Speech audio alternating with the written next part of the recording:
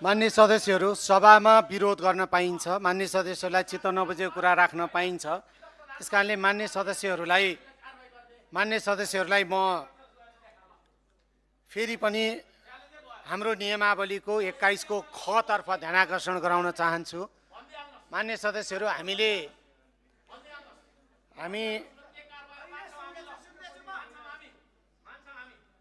हामी आर्थिक वर्ष 2083-84 को राजस्व र व्ययको छलफलमा अगाडि बढ्दैछौँ। त्यसमा मान्य सदस्यहरू बस्नुहोस्, आफ्नो स्थानमा गएर बस्नुहोस्। त्यसपछि हामीले मान्य सदस्यहरू आफ्नो स्थानमा बसिसके पछाडि त्यसपछि हामीले मान्य सदस्यहरूलाई राजस्व र व्ययको छलफलमा बोल्न दिने समय हामी दिन्छौँ। त्यसमा आफ्ना कुराहरू राख्नुहोस्। मान्य सदस्यहरू, विरोधको शैलीलाई ध्यान दिनुहोस्।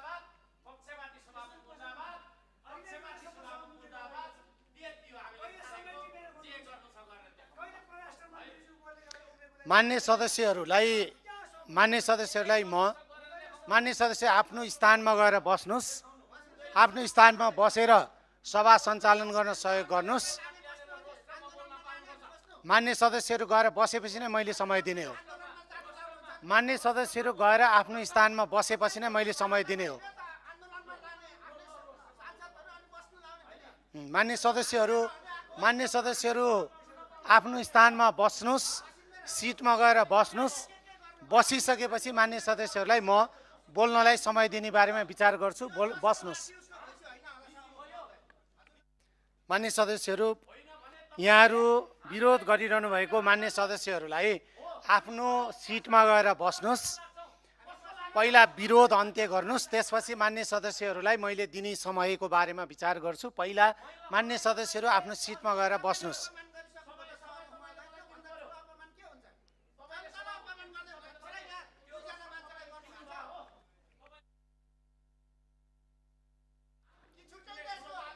मान्य सदस्यहरू, सभा सञ्चालन गर्नलाई नियमावली बनेको छ।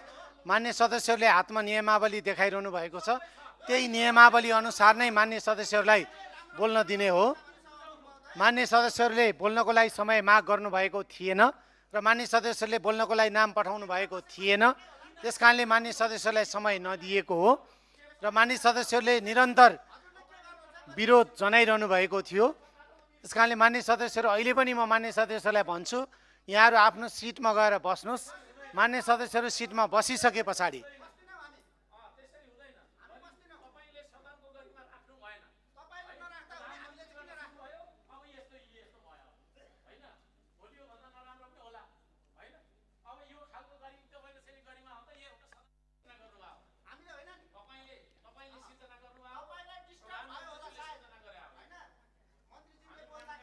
मान्य सदस्यहरू प्रतिनिधि सभाको सदस्य हो भन्ने मैले बुझेको छु।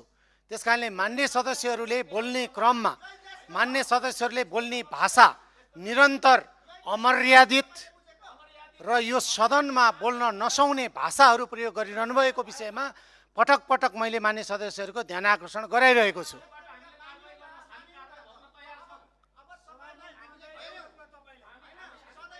मान्य सदस्यहरू सिटमा गएर बस्नुहोस्। मान्य सदस्य सिटमा बसिसके पछाडि मान्य सदस्यहरूलाई बोल्न दिने विषयमा म विचार गर्छु। सिटमा गएर बस्नुहोस्।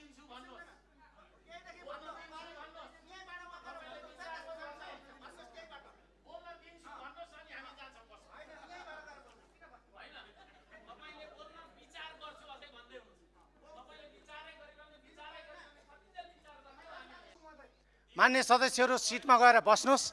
त्यसपछि म मान्य सदस्यलाई बोल्न समय दिन्छु।